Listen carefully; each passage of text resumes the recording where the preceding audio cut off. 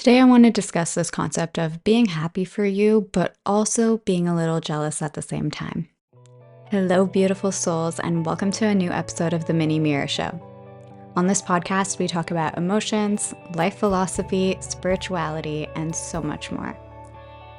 I am your host, Amira Sookram, and I am the author of the Guilt-Free Goals book. I'm also writing my second book right now, all about emotional literacy and emotional responsibility, and how feelings-based living can really help you go after your soul's desires in this lifetime. You know how there's that popular saying that life isn't linear, we don't move through things linearly, and there's just ups and downs.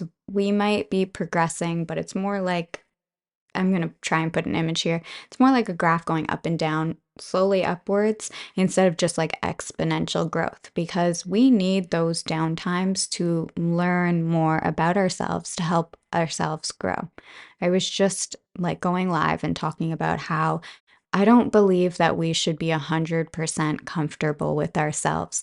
We should maybe be 70 to 80% comfortable with ourselves, and then using that 20 to 30% to help us grow. This is my little way of introducing the idea that we don't have to feel singular emotions.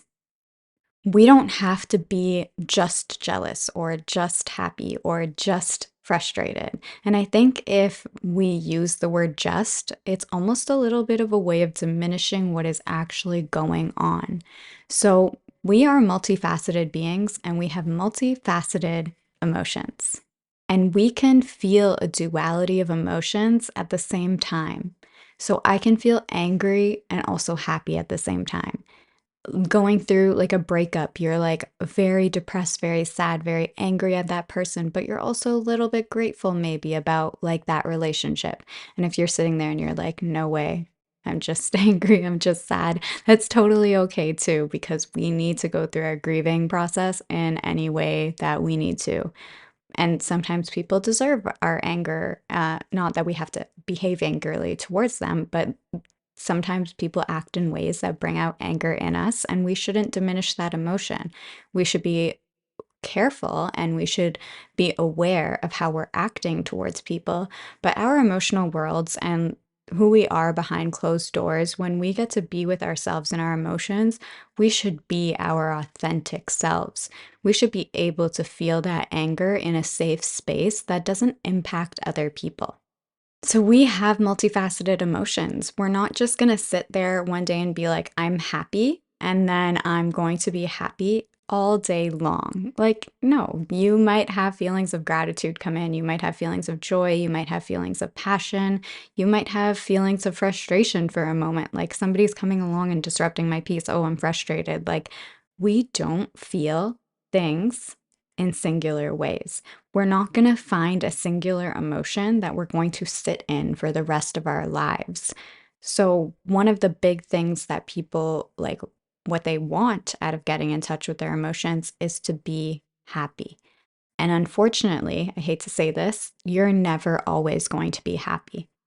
You're never always going to be sad. You're never always going to be frustrated. Your emotions are there as messengers to bring you information about situations, about people, and about yourself. I think it's really important to know this because we might stunt our authentic selves when we think we have to fit into this box that society set up for us or that our parents and peers set up for us. And you don't have to be in that box. You can feel frustrated and move out of that box. You can feel happy and be like, I don't fit in your box. The way you think of me just doesn't encompass all that I am.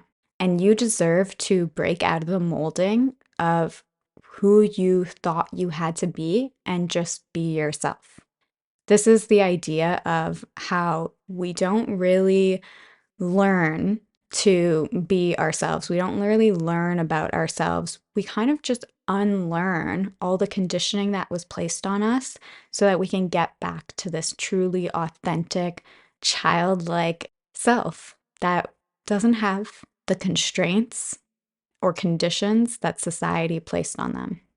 So I want you, as our life pondering ending question, to think about a day in your life or a moment in your life where you really had conflicting emotions and I want you to think about where those emotions came from. So I started this video by saying I could be happy for you and also jealous at the same time. I could be happy for a friend for an accomplishment in their life or for a relationship that they are in, and also feel jealous about it because that jealousy is alerting me to, hey, that might be something that I need, want, and desire in my life. And the happiness is that I need, want, and desire to support my friends. So those are conflicting needs that bring out different emotions in me. And it's important for me to sit with those two things because they tell me a lot about myself. We are all just walking around thinking about what is best for us. And even if you think that, I'm a people pleaser, I'm doing this thing for somebody else. Well, no, we people please so that we can be in favor of other people so that they can think certain things about us. And in a way, this is a form of manipulating situations so that they work in our favor. So it's not selfish to think about yourself. And I think that in situations where emotions come out, especially duality of emotions, we have to be able to honor all parts of ourselves. And that takes time because you have to kind of detach from other people to be able to sit with your own emotions, to be with your body and experience all that it has to offer in this lifetime.